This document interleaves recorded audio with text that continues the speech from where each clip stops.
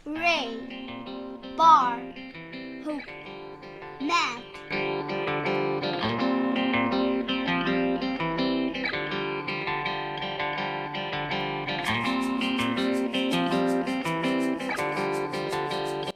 घर की regular cleaning में तो रोज़ की डस्टिंग, बेड सही करना, खाना बनाना, किचन की थोड़ी बहुत क्लीनिंग करना, ये तो हमारा रोज़ का काम है। बट कुछ काम हमारे घर में ऐसे होते हैं जिन्हें हमें वीकली करना ही पड़ता है, और कुछ काम ऐसे होते हैं जिन्हें हमें मंथली करना ही पड़ता है, तभी हमारा घर maximum of the time organise और क्लीन दिखता है।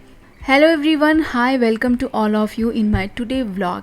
अभी है इवनिंग का टाइम और अभी कुछ बच्चों की छुट्टियां शुरू हो गई हैं। कुछ बच्चों के स्कूल में हाफ़ डे चल रहा है, तो इनका स्कूल भी अभी कुछ ऐसे ही है। कभी हाफ़ डे चल रहा है, कभी 2 घंटे चल रहा है, क्योंकि बहुत गर्मी की वजह से गवर्नमेंट की तरफ से छुट्टियां भी अनाउंस हो जा रही हैं कभी कभी। तो यहाँ पे इनकी एक बुक मिली है स्कूल से राइटिंग प्रैक्टिस करने के लिए, तो इसलिए मैं यहाँ पे इसको राइटिंग प्रैक्टिस करा रही हूँ। तो यहाँ पे मैं इसको थोड़ा बहुत पढ़ा देती हूँ शाम को, उसके साथ ही मैं अपना भी कुछ काम कर लेती हूँ। और इसको पढ़ाने का मुझे बेस्ट टाइम लगता है कि जब भी टीवी देखने का टाइम होता है, उससे हाफ़ एन आवर या 45 मिनट्स पहले मैं बोलती हूँ कि आप इस काम को कंप्लीट कर लो, इसके बाद ही आपको टीवी मिलेगा।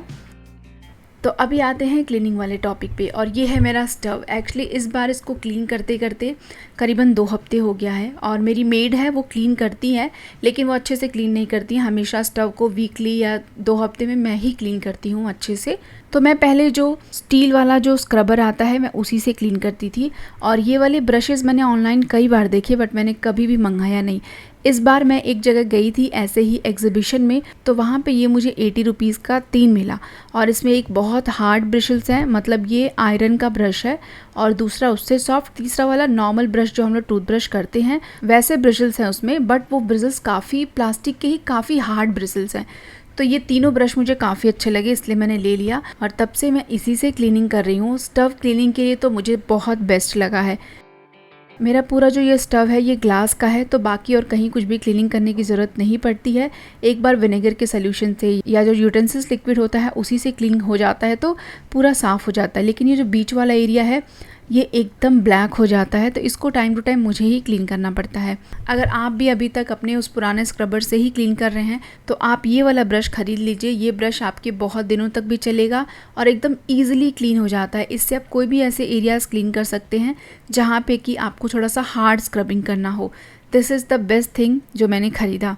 और यहाँ पे मैं आपके लिए एक बेस्ट ट्रिक बताती हूँ। अगर आपका जो स्टव है वो स्टील का है या फिर ऐसे ही ग्लास का भी है, तो आप किसी माइक्रोफाइबर टॉवल में थोड़ा सा वैसलीन लगा करके पूरा स्टव को क्लीन करने के बाद उस वैसलीन वाले माइक्रोफाइबर टॉवल से अच्छे से पूरे आप अपने स्टव को ग्रीस कर दीजिए। इस तरीके से क्लीन करिए कि उसकी कोई लाइनिंग ना दिखे और अच्छे से वो पूरा पॉलिश हो जाएगा। तब आप देखेंगे आपका जो स्टव है एकदम शाइन करेगा। उसी तरीके से आप अपने फ्रिज को, अपने वॉशिंग मशीन को, किसी भी चीज़ को क्लीन कर सकते हैं। इसी तरीके से मैं हमारे नए कपड़ों को हाथ से ही धोती हूँ। डेलिकेट जितने भी कपड़े होते हैं उनको मैं वॉशिंग मशीन में नहीं डालती हूँ। जो कपड़े रोज़ के पहनने वाले होते हैं या जो कपड़े थोड़े से स्ट्रॉन्ग होते हैं उनको ही मैं वॉशिंग मशीन में डालती हूँ, और वो भी मैं नेट में डालती हूँ। तो वॉश करने का टाइमिंग मैं रात में ही रखती हूँ, क्योंकि उससे ये होता है कि जितना भी पानी होता है निथर जाता है। अगर दिन में मैं डालूँगी तो पूरे दिन पानी टपकता रहेगा, और मेड आए या फिर मेरा बेटा घर पे हो या फिर ऐसे भी पूरा बालकनी पूरे टाइम गीला रहेगा। तो इसलिए हमेशा मैं नाइट में ही वॉश करती हूँ।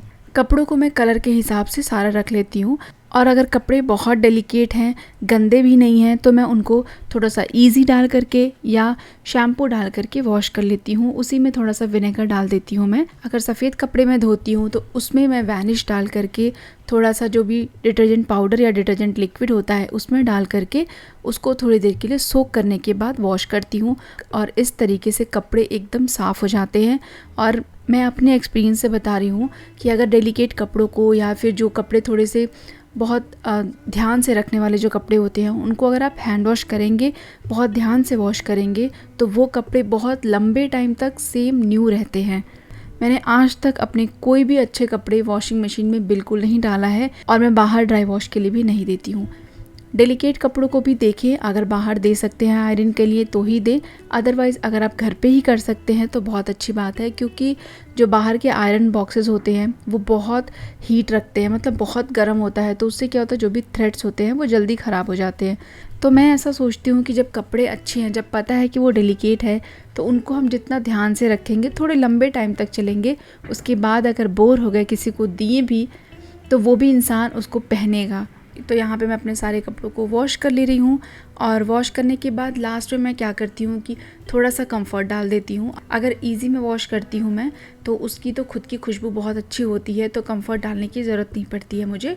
लेकिन अगर मैं नॉर्मल जैसे अभी मैंने शैम्पू से वॉश किया है तो यहाँ पे मैं उसमें कंफर्ट डाल देती हूँ थोड़ा सा, और सोक करने के बाद फिर मैं निकाल करके पानी में से ऐसे ड्रायर पे लगा देती हूँ। तो ड्रायर पे भी मैं ऊपर नीचे करके लगाती हूँ, पूरा पानी रात भर में निथर जाता है, तब आराम से पूरा ऊपर कर देने से दिन भर में कपड़े अच्छे से सूख जाते हैं।